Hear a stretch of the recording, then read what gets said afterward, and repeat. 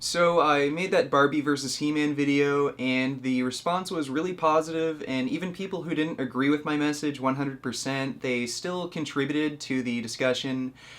But there were some people, men and women included, who had the idea that women have it kind of worse as far as eating disorders go, because for the most part, women are the only ones who get eating disorders like anorexia or bulimia.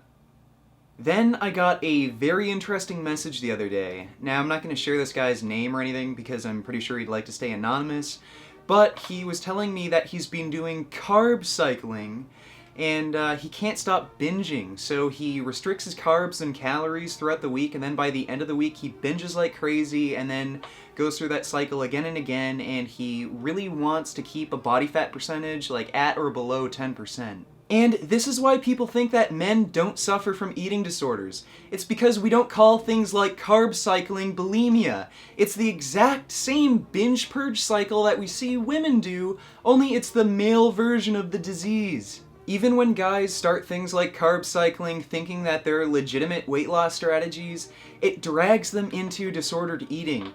No one who's anorexic or bulimic just woke up one day and said, you know, I'm just gonna stop eating, or I'm just gonna throw up all my food from now on. They slowly develop these unhealthy eating patterns, this yo-yo dieting, and they get more and more obsessed with their appearance. And what do we have here? We have a guy who's obsessed with having a low body fat percentage, and he's gotten into this yo-yo binge purge pattern. And it's not just carb cycling that promotes this. There's bulking and cutting, refeeds. I've even heard of guys taking weight loss drugs like clenbuterol after they've had a binge. And it's the exact same thing as bulimia, only because people aren't literally throwing up their food, it goes unnoticed. Honestly, how do any of you think these pro bodybuilders or fitness models achieve that insane, sick, shredded look? You have to have an eating disorder to get that lean. All of these pro bodybuilders and fitness models, they're the ones who've created these yo-yo diet ideas like carb cycling, and they just make money off of their eating disorders. So how difficult is it for you to stay like this year round? I love this. It's as difficult as training. Which you love it, so yeah. It's not.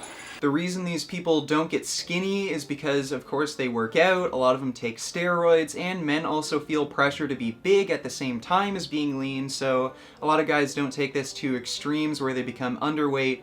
But again, this is also why this goes unnoticed. So to all of you guys watching, if you're planning on doing something like carb cycling or bulking and cutting with the intention of using them as legitimate methods for weight loss or muscle growth, don't do it. It only leads to eating disorders, and chances are you've heard this crap from fucking idiot bodybuilders or fitness models who they themselves suffer from eating disorders. And I know you stupid kids in the comments section are gonna tell me, oh, you're just a stupid vegan, you don't even lift, Chris Jones is bigger than you.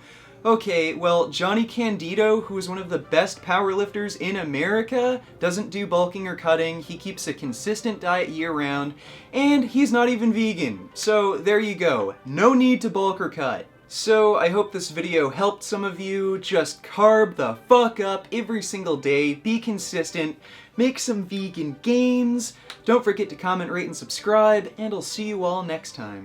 Beef. What a relief. When will this poisonous product cease? This is another public service announcement. You can believe it or you can doubt it. Let us begin now with the cow. The way it gets to your plate and how. The key points here, boys. Something that, us guys that don't do drugs have to keep is our size and strength as we diet.